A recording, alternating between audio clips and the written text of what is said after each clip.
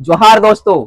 जैसा कि आप सबको पता है, जेटेट को लेकर के चरमबंद आंदोलन हुआ और आंदोलन के साथ में मुख्यमंत्री के समक्ष जो है, जो छात्र, जो डेलीगेट्स मिले हैं, क्या कुछ वार्ता हुई है, उसके उसी विशेष पर बात करेंगे कि कल जो है मुख्यमंत्री के साथ जो डुमरी के विधायक है टाइगर जयराम महतो, उसके नेतृत्व में देवेंद्र महतो और बहुत सारे छात्र जो डेलीगेट्स हैं, जो आंदोलन किए थे, वो लोगों ने क्या वार्ता की, तो उसी विशेष पर हमारे जो दोस्त हैं, जो वार्ता हुई है, उस पॉइंट को, उस बिंदु को आपके सामने रखेंगे।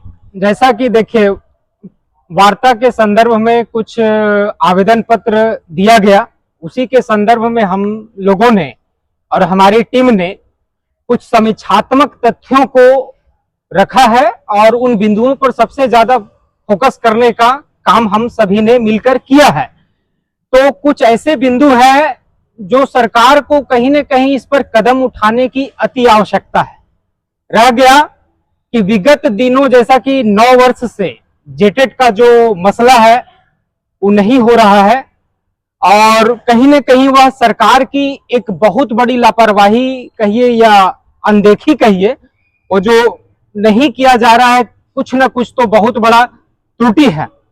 और भी कुछ ऐसे पॉइंट्स है जिसको मैं आप सभी के बीच में रखना चाहूंगा। जितने भी हमारे जेटेट बंधु बांधव हैं, जितने भी हमारे मित्र हैं और अनेक जिला से जुड़े हुए जो भी साथी हैं, उन सभी के बीच में कुछ ऐसे तथ्यात्मक बिंदु हैं जिनको मैं आप सभी के बीच में रखना चाहता हूं कि 23-25 और 24-26 को भी ये जो जेटेट का विज्ञापन जो जारी होने की संभावना अक्टूबर के माह के बाद जो संभावना नजर आ रही है, उसमें उन लोगों को अवसर दिया जाए जो नए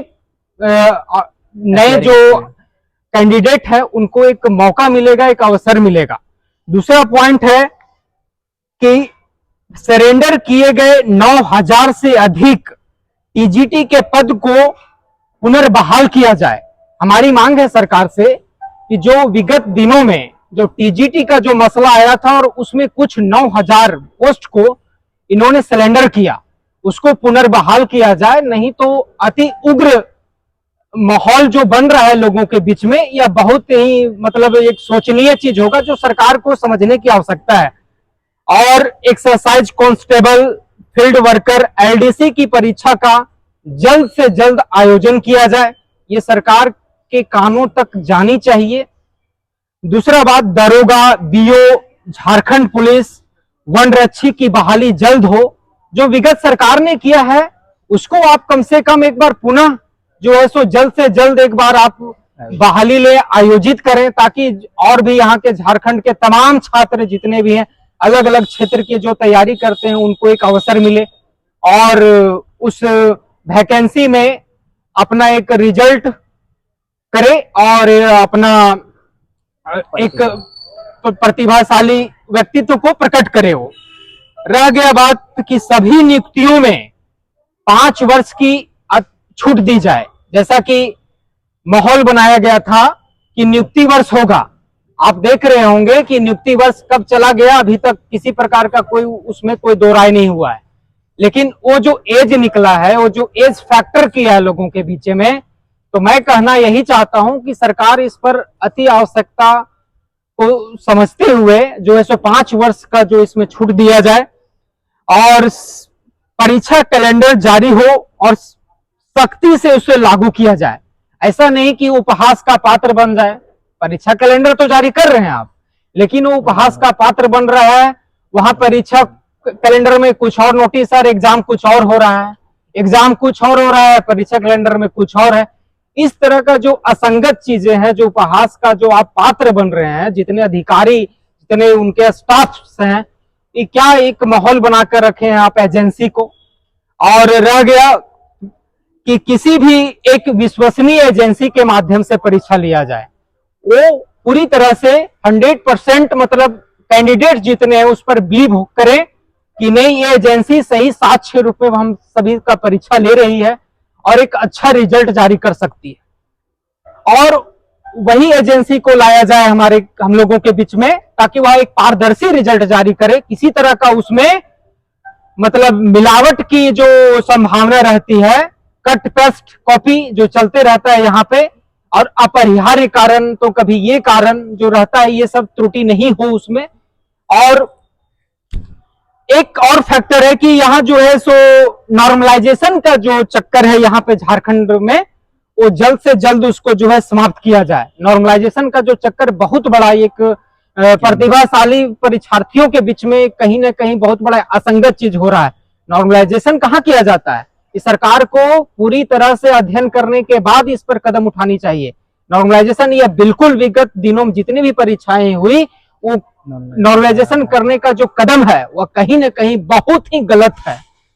और जो पीजीटी और टीजीटी आदि का जो विगत दिनों में जो परीक्षा हुआ है, उसको अति शीघ्र सरकार जो है सो अंतिम परिणाम जारी करे, क्योंकि बहुत से ऐसे परीक्षार्थी हैं जो पीजीटी का जो एग्जाम दिए थे और टीजीटी का दिए थे, कहीं ना कहीं आशा में अभी भी बैठे हुए हैं कि अब आएगा अंतिम परिणाम, अब आएगा।